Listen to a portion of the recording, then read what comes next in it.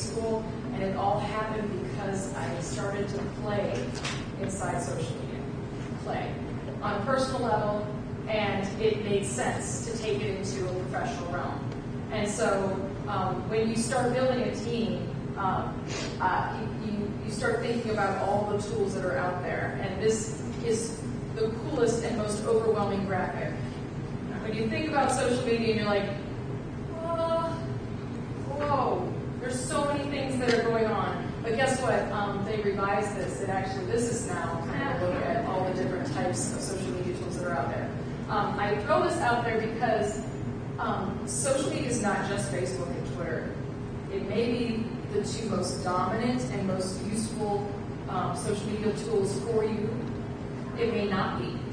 And it depends on what your department needs and the people you want to speak to and how you and your organization wants to get better at communicating using social media.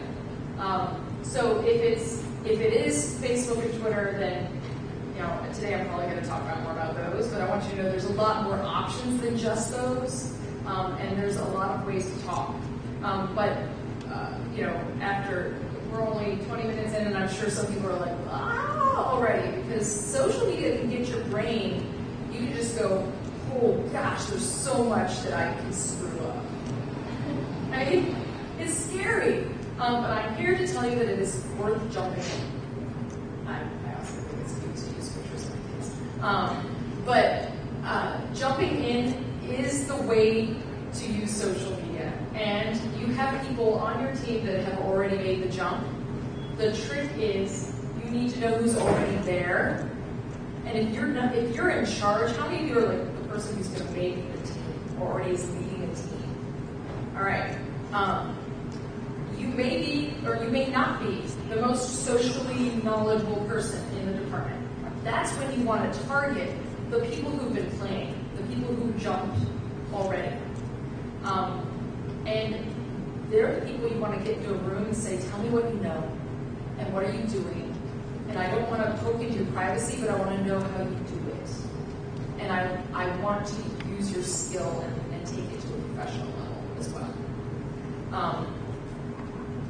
The reason that is worth talking about is that if any of your employees are in social, if they say they work in your department on their social, they are already representing your organization. And so it's very important as a manager and as a part of a department of any type, no matter government or not.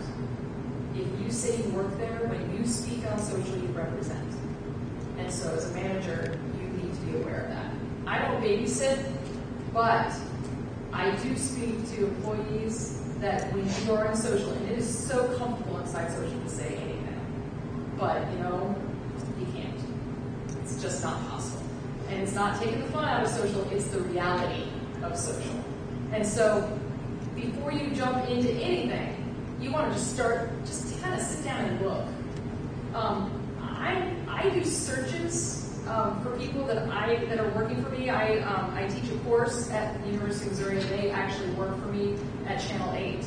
And when they first start working for me, I do a social analysis of each person. I Google their names. I Bing their names. I Yahoo their names.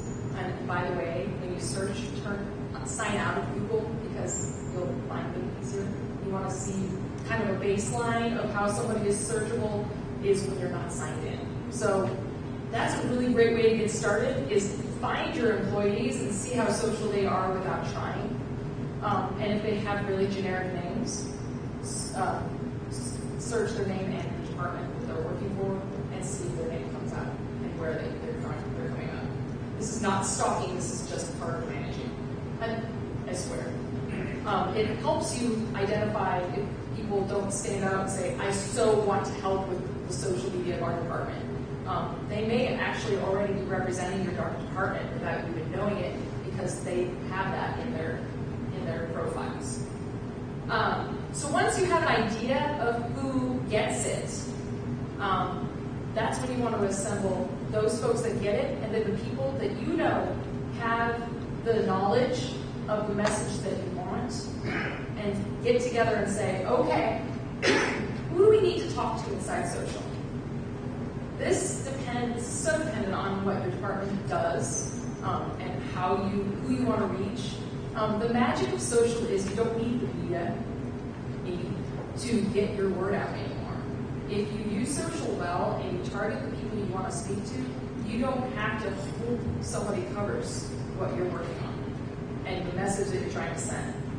It would be great for you to know about it too, because maybe I can't cover it. But you have the ability to absorb the people who want it the most. They can soak in the information you have to share. So you want to start thinking about that target audience. Once you've gathered up the people who you want to talk about who you want to talk to. Once you know who you want to reach, that's when you start deciding on what tools are most useful. It's probably Facebook. But I found that Twitter is a wonderful way to get started. I say that because, as I was mentioning, hashtag, this event has a hashtag. How many of you guys have ever used a hashtag on Twitter or followed a hashtag? If you don't know what they are the best way to keep a conversation on track. If your department is going to be on Twitter, I highly recommend having a hashtag for events, or if there's a topic you focus on a lot, you might as well make a hashtag. And I've had this question many a times, how do you make a hashtag? You make it up. I do search it ahead of time to see if someone else has used it. I hold a big real-world lunch for homecoming at Mizzou, where people come back and tell students what the real world's really like. We all, I feed them free shakes with pizza, and everybody's happy. I did real world one year, and apparently during my event, some real world person did something quite inappropriate on MTV, and people started talking about nakedness on my stream. I'm like, oh. And so if some larger organization is actually using the same hashtag, you probably want to come up with something different before your event. But maybe Twitter's not where your people are. Maybe they are on Pinterest. Maybe they're on YouTube. Maybe, it depends on who you're trying to reach. It probably is the mass. So it's probably a combination of Facebook, Twitter, YouTube, Pinterest, I don't know. Here's a really important element that I want you to keep in mind, that whatever your department decides to jump into, you're there. You don't dabble and then leave it. Once you're in, you're in. And that's why I strongly recommend that you take the time to be really thoughtful about what your department's going to run, because you're going to have to keep running it. Once you start working on being social with the people you want to reach out to, they expect you to keep being there. And it's not it's not something that you do a little bit and walk away and come back a month later and go, oh gosh, 100 people have tried to talk to me. You need to pay attention at least a little bit each day, maybe more. I think it's worth discussing with your team about why it's important to understand the differences between social on a personal level and social on a personal level, and how it is so not that different. When I find so many people who jump into social in the first part only use it for personal reasons, which is awesome, but you're missing half of its power. So when you think about it, personal social media gives you a chance to talk to people, you can meet people, stay in touch with the people you already know, you can share, and it's fun, it's great communication. I talk to people I haven't seen in years, but we know each other better than we have since high school, it's great. But on a professional level, it's almost the same thing. You're able to talk to your audience. I call it audience because we're all kind of broadcasters now. Our audience, our consumers. But this is something that is very different for an organization. You can actually have a relationship with people who really like your department. And they want to help. They want to be a part of it. They want to spread the word. They want to know more. Or they want you to fix something, and they really want to stay in touch with you because they want you to fix it. I know. but it also gives you the ability to not only share, but to get the information out quicker than any other product, tool, communication. I mean, this is fast, and there are good reasons to be able to deliver fast. I really believe that both personal and professional levels of social media use is incredibly helpful. All right, so I point to the White House because, not in a nonpartisan way, or I'm saying this that no matter what party, the White House right now is running social in a ridiculously good manner. Media professionals and non-professionals are looking at how efficient they are in using these tools. MoDOT, is anyone from MoDOT here? You are rocking it. You really are. And I'm really impressed with the many different messages and consistency.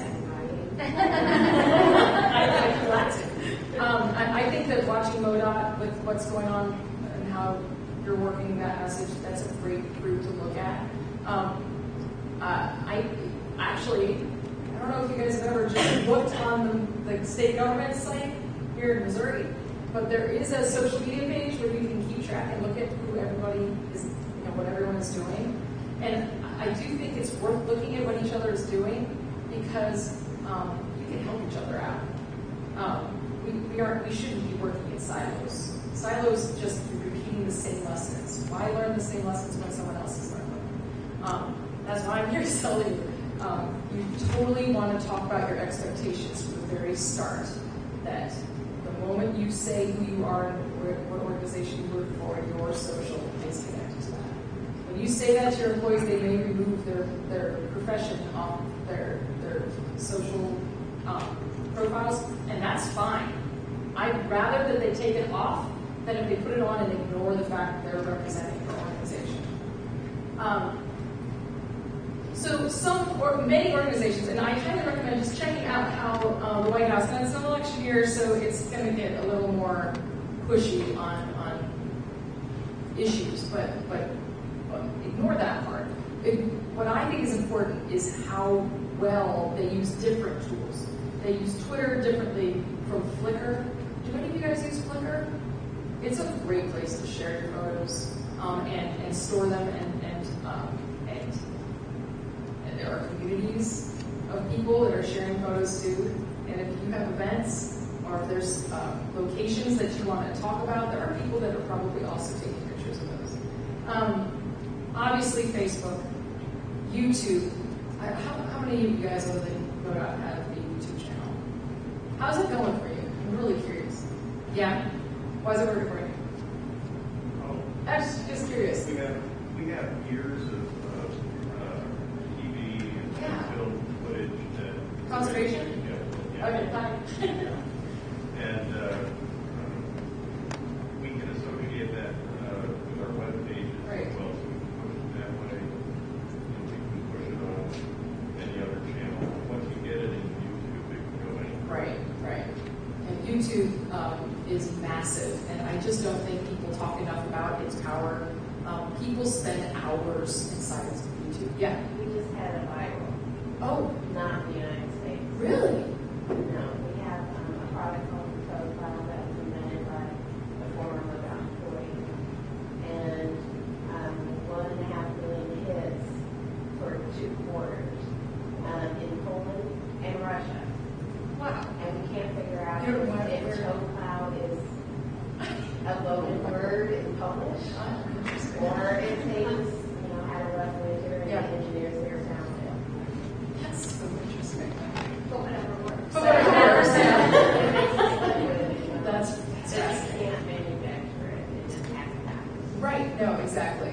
You can search and see how other people have, they say there's a science to making things viral, but things go viral when you have a relationship with people inside social, and that you get comfortable and you're able to communicate in there. But it's so great to see how you guys understand the power of YouTube. I highly recommend if that's something, if you are working with video at all, that's worth finding a way to build a channel. And I'll get to it later. And some of you guys have blogs, and that is what I consider a blog is a wonderful place to be a hub to your social messages. When you are talking on social, it flies by so fast. And so I would say at the least, there's a new tool called Storify. I don't know if you guys have played with it yet, but it is a really neat way to collect tweets and public Facebook posts and put it all together and embed it onto a blog post. It looks awesome. It's super fast to do. And if you hold an event and you gather items from social, heck, we could easily take this session using the hashtags and put together a quick story. Maybe I'll do that tonight. I'm driving to Chicago, so when I get to my hotel, I'll just put it together. It's an awesome way to kind of bring it all together. So if you don't have time to write a blog ahead of an event, it's a great way to write a blog after an event. Fabulous. So you consider blogs as a social opportunity to kind of be a hub to your conversation. Once you do launch, we're talking about viral. I think it's worth talking about how your team can help you get the word out. Once you launch something, you just expect people to start talking. I mean, that's social's about conversation. It doesn't mean people are going to automatically jump in unless they know about it. So your friends, family, and coworkers are very helpful in that. And especially when all of you guys are in different departments, it can't hurt to just say, hey, we finally launched. Could you have your Facebook page like my Facebook page? I don't know, it seems silly, but it actually helps. If your Facebook page, if you personally go and like MoDOT, and then you can choose to add that as a favorite to your page on Facebook. When people visit your page, or they visit MoDOT's page, or whatever, they see a box of other pages that are liked by that page, or favorited, or I don't know. You can see that relationship. So it's possible if somebody goes to MoDOT, and they go and look at other state departments that happen to be equally liked, or possibly liked, people can also join in on those pages. So if you guys all work together, there can be a nice little ebb and flow of people jumping into your pages as well. It is worth letting the media know, the old school folk like me, that you have a number of social media properties. If those media outlets are paying attention, they're collecting them. Right now, the state of Missouri, more and more sheriffs and police departments are starting to say, we actually have departments in the state who are deciding they will not even send news releases or emails anymore. They'll just post on the Facebook wall. Okay, and that's fine. It's up to media to pay attention, because there are certainly people in that county, that town, that are watching, and so it's up to the traditional folks to catch on to that too. It's worth at least giving the media outlets a heads up that you have those properties. I highly recommend checking in with folks in other states from your department and saying, hey, I noticed that you're in the social realm. We finally jumped in, or we've been in, and I'm wondering, how's it going for you? It looks like you've got some great stuff. Social is so cool because you can socially talk to other people who might give you tips. I didn't take the time to search for any hashtag conversations for government departments that are working social. Does anyone know if there is a hashtag where there's a community of state government in social? There might be. You never know. I moderate a chat for the social journalism community. It's called WJ Chat. Actually, it couldn't hurt. You can learn a lot of stuff from keep journals, but there are communities of all kinds of different thought that meet once a week and share stuff. I mean, heck, the social no hashtag can continue way beyond today. You guys can keep talking to each other. Just a thought. I really think it's important that when you build your team, do not work in a silo. You will feel overwhelmed and alone in a very easily non-alone arena that social media can allow. I believe that this matters. This is just my opinion, but this matters because when crisis happens, when you really understand how to use social, your department can really jump in and help. I made a little bit.ly, it's called Social Emergency. It's a white paper. I don't know how many of you guys have seen it. It's a white paper on how social media was used after Joplin. And I think it was done really well. I say that sort of because I was involved in helping with it a bit afterwards, but I also think it was done really well in how government departments worked with local people who just cared a lot about social. And so the white paper is awesome, and that little link will get you to the PDF. So it's bit.ly/social emergency. By the way, bit.ly is a nifty little tool that will shorten your URLs and will give you a little tracking of like who clicked on it. It's not as good a tool as it used to be, but and Twitter will actually shorten links for you without even shortening it, but Twitter gets the stats and you don't. So why let Twitter get everything when you can have your own stats? I really believe that when your department learns how to do a regular day in social, then they'll be spot on in times of need. If you follow theater shooting today, there are media outlets all across the country that are giving updates on the Aurora theater shooting overnight. And it's been very interesting to watch some, not just media organizations around using that hashtag. And that is something that I want you to take notes. I know you want to be listening, so you don't want to follow theater shooting all day, it would be really depressing, but when a hashtag is very powerful and you have something that you can add information to, do not create another hashtag. Join in and help get good information out. That's what happened with Joplin as well. Everyone started just using Joplin, but we're Joplin Tornado. There used to be a power struggle over hashtags. Social is about getting information out, and if there's already a hashtag that's there and you can help, use it. Don't try to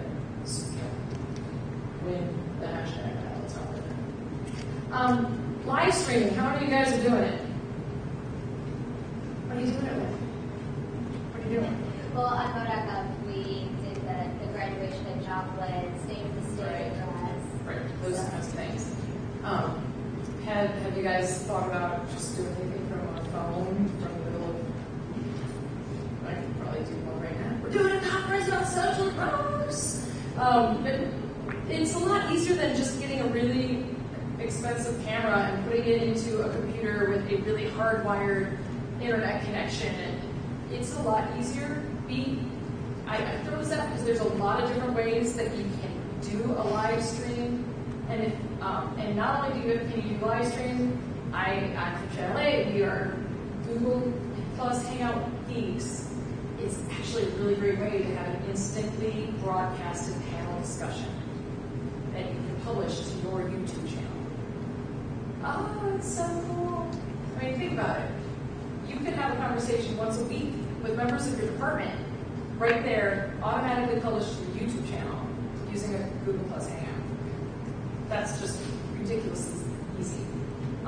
So I just throw that out there as ideas. And I throw this out because I want you to think about people on phones are some of your most social people. And so delivering to phones and finding ways for people to interact with you and consume your information on your phones is really great. And so this is a Ustream product, Ustream, and almost all streaming tools now you can offer it also on a mobile version. The future is mobile, so once you start feeling comfortable about using social, the next step is start thinking about where you can reach people on the phones and how they can help you with those phones. All right, so with 3 minutes left, I know. I came up with kind of my in-review steps for you. Don't forget to take the time to assess your team, decide on your goals, and I really don't go too far without starting with that discussion. It's really easy to just jump in and be like, hey, we're here. You really want to think about goals and audience ahead of time. I'm a strong believer of jumping into one social tool at a time because each of them expect a different kind of output. And I mean that meaning that with Twitter, you could tweet 10 to 15 minutes every 10 to 15 minutes, and that would be okay. Tweeting once or twice a day is probably not useful because it gets buried so fast inside that world. Facebook, 5 to 12 posts is probably enough. 5 for some, that's probably too much for you, but you don't have to post as much. There is a new county emergency department in Missouri that recently started a Facebook page, and bless their hearts, they are posting something every 10 minutes on Facebook, and I'm like, oh guys. And it's not their county, it's like, can you think about an emergency somewhere? And I want to go to them and help them, but I have a lot of other jobs. So I'm here to tell you, Facebook's not Twitter. Facebook is more directed, it's focused on conversation, it's a great way to get a message and discuss, but you also have to be aware that when people start communicating on Facebook, you gotta watch it, or else people will take it over, and the conversation could go completely off track. I recommend on your Facebook page having a community guideline posted before you go too far with asking people to interact, because that gives you the right to ban people without any complaint. I also make sure that your settings on swear words are set to strong. I say this with experience. Once you have that one social tool at a time, spread the word. Keep an eye out at all times on your peers and watch what other people are doing and be flexible. I really believe in flexibility. If it's not working and you realize that your department's not supposed to be in Twitter, okay, then let's talk about maybe just shutting it down. But before you shut it down, talk to the people who are following you and say, you know what, we don't think this is working. What about you? And see if people maybe can even offer you suggestions. Because you probably in the end won't shut down Twitter. But, it's great to get input. KOMU started on Twitter in 2007, June of 2007. And back then I just put a feed of our website and just posted stuff. Because nobody in the entire universe in Missouri was in Twitter except me, so it was really lonely. So at some point I started adding additional material and people said, hey, can you take the links and put them somewhere else? Because we just want to know what's happening now on your Twitter stream. So now we have KMU headlines and we have KMU news separate. RSS feed of our website, live updates. But I wouldn't have changed that if I hadn't had a conversation with people who were being a part of it. Maybe I would have figured it out eventually, but I probably would have started losing followers. So listen, be a listener, don't just be a broadcaster inside social. It makes a big difference. I am Jenny Reeves on the Twitter and the Facebook, and just about anywhere on the interwebs. So if you just search that, you'll find me in 100 ways. You are completely welcome to tweet me anytime when I'm not driving to Chicago, which I'm about to do. But most of the time, I'm pretty much always awake and able to tweet. I even tweet during runs, not all the time, but I do sometimes.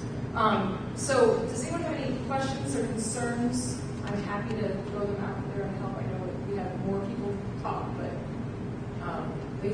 that's my preachy love of social for you guys.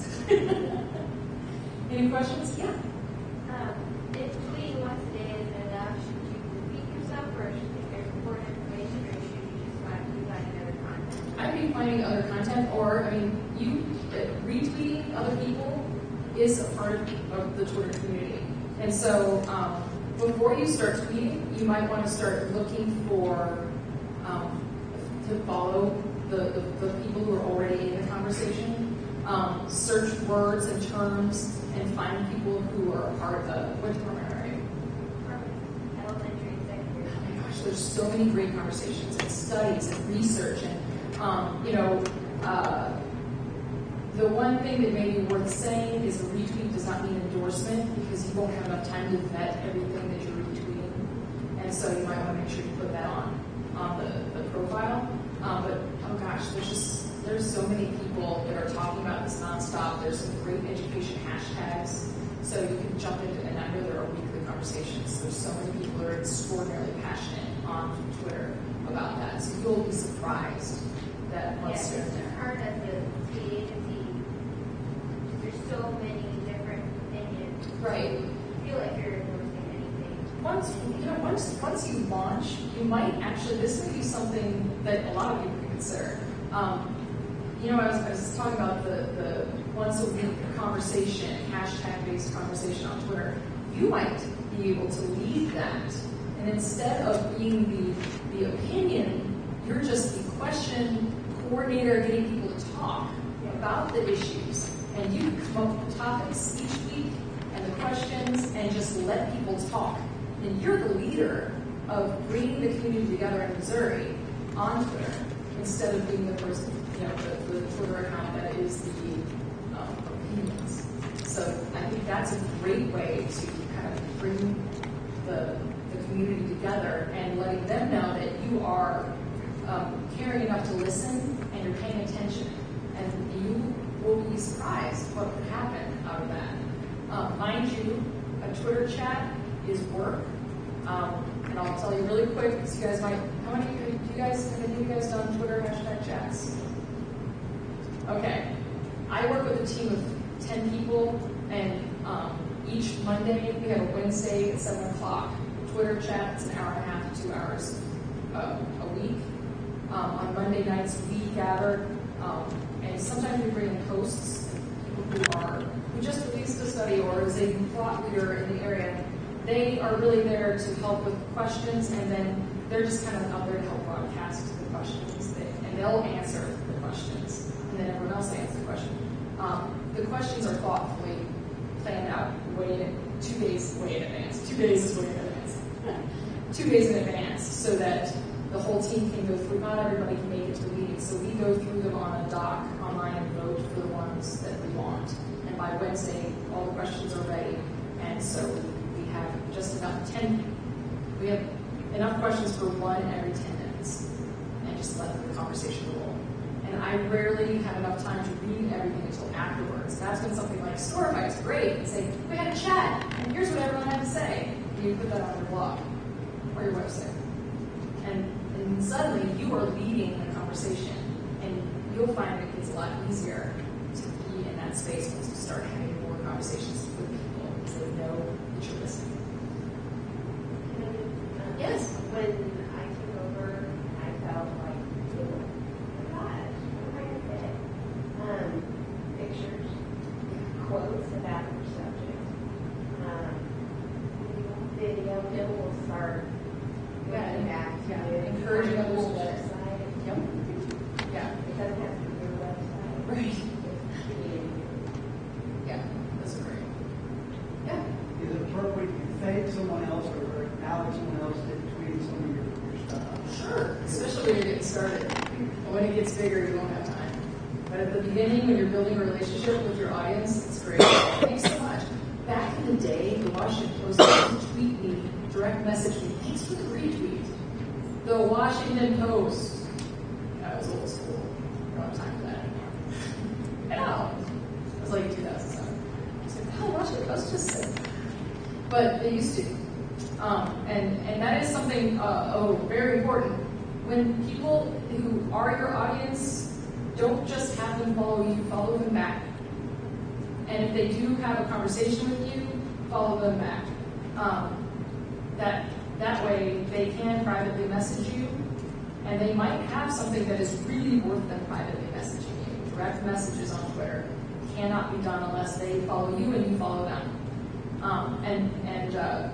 Some of my best sources come from direct messages. Some of my best conversations of helping others in social media have come through direct messages. And how do you manage your feed? Because when you have more than 10,000 people following you, and you're following 10,000 people. Right. Well, I only follow back people who have a role and have a thought leadership in important an education, but I'm going to follow back the people I want to hear. And if they, a lot of legacy followers that I saw that. yeah, that's tricky, and that's when hashtags save the day. I've been side Twitter for so long.